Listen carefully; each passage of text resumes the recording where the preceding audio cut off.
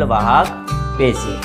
સામે અન્નવાહક પેશીની વાત કરીએ તો અન્નવાહક પેશીની અંદર તમે જુઓ તો અમુક ખનિજ પદાર્થો એ મૂળ દ્વારા જમીનમાંથી દાખલ થાય છે અને એના શરીરના દરેક અંગો એટલે કે ઉપરની તરફ જાય છે.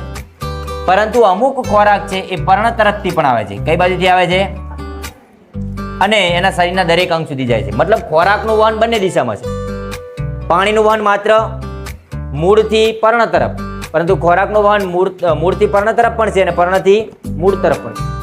એનો મતલબ બંને દિશા છે. ઉર્ધ્વ દિશા પણ છે અને બીજી છે અધો દિશા. કઈ દિશા છે?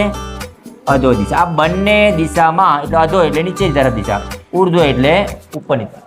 આ બંને દિશામાં ખોરાકનું વહન થાય. અને આ શેના દ્વારા, તો કોના દ્વારા આ ખોરાકનું વહન આ રીતે થાય છે? તો કે ચાલની નલિકા. શેના દ્વારા? ચાલની નલિકા વડે મૂળથી પર્ણ અને